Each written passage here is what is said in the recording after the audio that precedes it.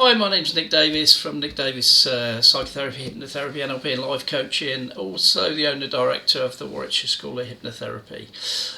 So what is emotional blindness? Now, you'll find people who have emotional blindness, people who suffer with neurodiverse conditions like ADD, ADHD, autism, things like that. But also you can get this with people who have things like traits of narcissism, narcissistic personality disorder, borderline personality disorder and things like that. And there are some crossovers between those labels. But essentially emotional blindness is where an individual has the inability to see more subtle emotions, things like frustration, dismay, low mood, mild sadness and things like that.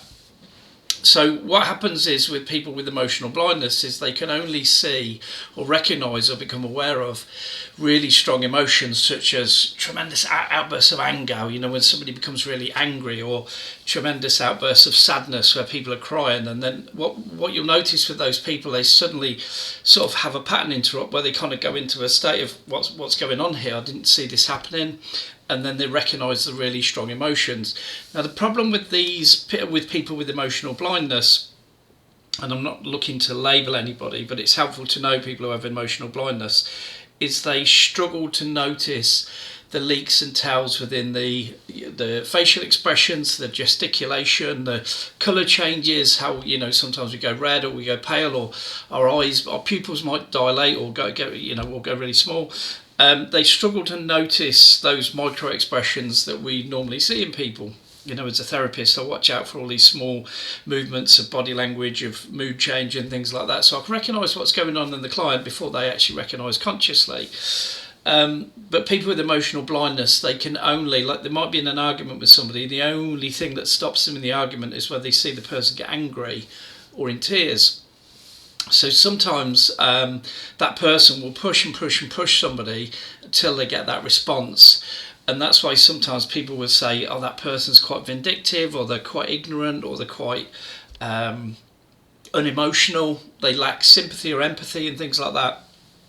But the reality is they struggle to notice these more subtle emotions that are happening in other people. Now, there are other things that can block our, ability to recognise those. So there are things like massive stress. So if you're under a lot of stress, you won't be picking up these things. If you're angry and you're in a state of anger that kind of overwhelms you, you won't see that either. So a really good way of actually allowing yourself to recognise people's emotions is to learn meditation, to get your base level of stress down, your base level of anger or frustration or whatever it is, or sadness or whatever else. Get that down so you can recognise these things more. So it's just a kind of video to get you to kind of ponder if you are struggling with somebody who seems to maybe have a cruel streak in them, or you think that, and sometimes it might be just to recognise, and sometimes you'll notice this when you're watching a film with somebody. So I'm quite a sensitive character and I can see things in films that might make me sad, whereas I'll be sitting next to somebody else and they'll go, why did you get upset by that? And I'll be, well, that was clear that this happened, and I'll be completely blind to that situation.